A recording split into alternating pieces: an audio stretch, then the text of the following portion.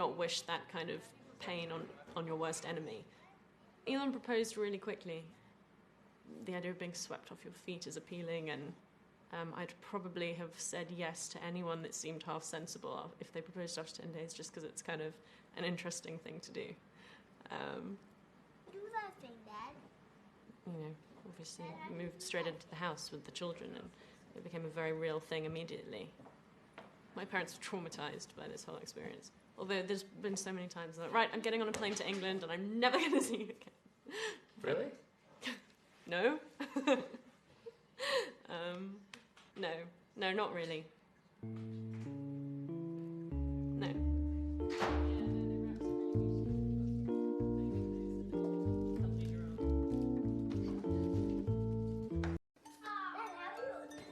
At 38, Elon's running SpaceX and Tesla. He's got 5 boys, he's going through a very public divorce, and he's got a new fiancée. There are a lot of resource conflicts when you have 5 kids. I don't have At any given point, somebody's taking somebody's toy. What's this game? Did you just take that from your brother? Yeah, but I want to see what game Damn it. So this is what I'm talking about. Somebody took somebody's toy. Statistically speaking, one out of the 5 has a good chance of being unhappy at any given point. I don't know how he handles the stress. I mean, if I was him, I'd have died of a heart attack. You would not wish that kind of pain on your worst enemy. Elon proposed really quickly. The idea of being swept off your feet is appealing, and I'd probably have said yes to anyone that seemed half sensible.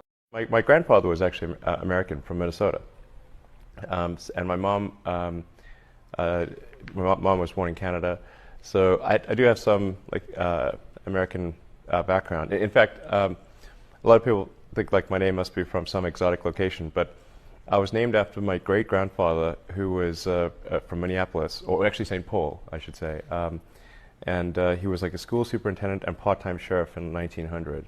And I was named after him. So I'm actually from Africa, named after my American ancestor. From the Midwest? Yeah. Of all places? Right. What took your family to South Africa?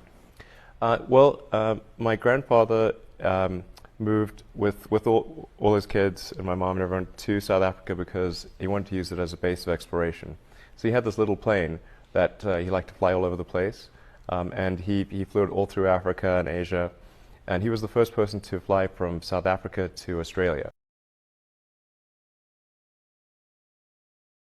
Which college or which university? No, it's not. There's no need even to have a college degree. Oh, well, okay. At all, or even high school. I mean, if somebody graduated from a great university, that may be an indication that they will be capable of great things, but it's not necessarily the case. If you look at, say, people like Bill Gates or Larry Ellison, Steve Jobs, these guys didn't graduate from college. Dropouts, yeah. But if you had a chance to hire them, of course, that would be a good idea. Yeah, okay.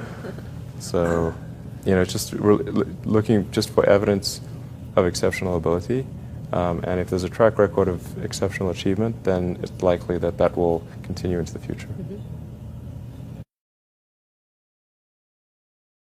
Yes, I think we want to be on track to become a multi-planet species and a space-faring civilization in order to find out what the universe is all about, and ensure the continuance of consciousness as we know it. As far as we know, we're the only life. I mean, people think there's aliens, but honestly, I haven't seen any sign of aliens. So as far as we know, we're the only life. Whether we could be the only life, so let's put it that way. And we need to take the set of actions that are most likely to make the future good and result in the continuance of consciousness as we know it.